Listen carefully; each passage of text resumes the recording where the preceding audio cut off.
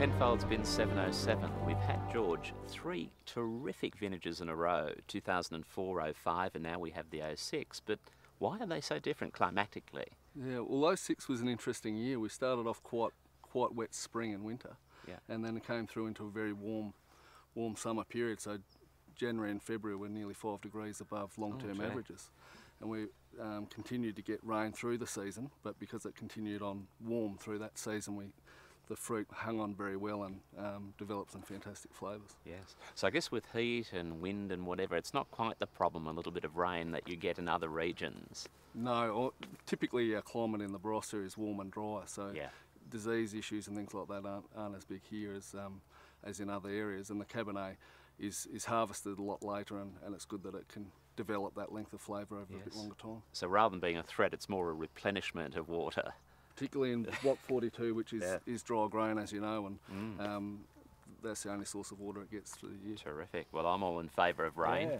Yes. Well, this is the 06, and Steve, following 04 and 05, it'd have to be a pretty good wine to give those 2 vintages a run for its money. Yeah. Bin 707 from 2006 really is the Grange of Cabernet. It's a really big, intense, really complex wine. Yes, great vintage. Yeah, yeah. Well, when we tasted it earlier today, I was as you say, Grange. I was looking at a Cabernet, but it had such power and muscularity, whereas 04 and 05, I guess, had more of that varietal lift. Yep. Yeah. For people looking for varietal Cabernet, they might go to the 2004. But for a really big, concentrated Bin 707, then 2006 will be for them. Yeah, yeah. And over half of this release, George, came from the Barossa. From the Barossa fruit, that's right. And there's a little bit from the Adelaide Hills, but the rest of it was made up from the Coonawarra. Coonawarra, yeah. I think just over a third. Yeah, just over a third from Coonawarra. Yeah. So what a lovely mix. Barossa, Coonawarra, and a little bit of Adelaide Hills thrown in for a little bit of a higher note, perhaps. Yeah. Barossa really does add a lot of intensity and fruit sweetness to the blend. Yes, yes. So Steve, for spanning 44 vintages now, 707, the style's really never changed. It gets barrel fermentation like Grange, but what are the other similarities in the way we make this wine? Basically, it goes through the same style of fermentation as Grange. Fermented in headed down tanks. Yeah. On skins for usually 5-6 days, then off to brand new barrels for barrel fermentation. Yes. And then a lot of maturation in those same barrels as a blend a little bit later. Yeah.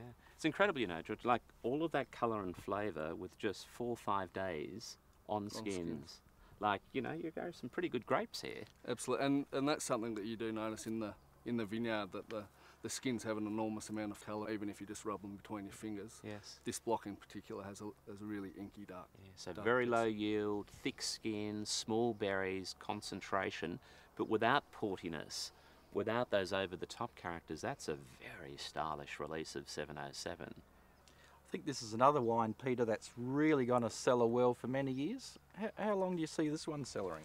Well, you know, Cabernet we tend to drink a little bit later, and like there's an immediacy to Shiraz. Yeah. I'd be drinking this from probably about 2012, 2015 out for probably a good, I don't know, a couple of decades thereafter, optimally. Yeah. Of course, it'll last a lot longer than that, but optimal drinking over probably a couple of decades. Yeah, it's certainly got the concentration to cellar for many decades. Oh, yeah.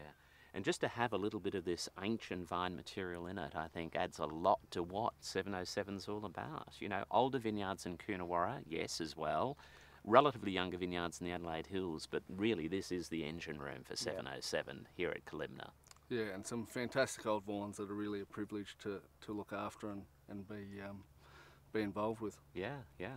And we've had it put to us, this is the oldest continuously producing Cabernet vineyard on planet Earth. And some of it in some years goes into this wine, 707. Pretty amazing. So this 2006 707 would have to go down as being one of the better Bin 707s released, I think. Yeah, for sheer concentration, fruit sweetness, intensity, that's classic 707. Yes. It'll certainly up in the top 3 or 4 ever made, I'd say. Terrific, yeah.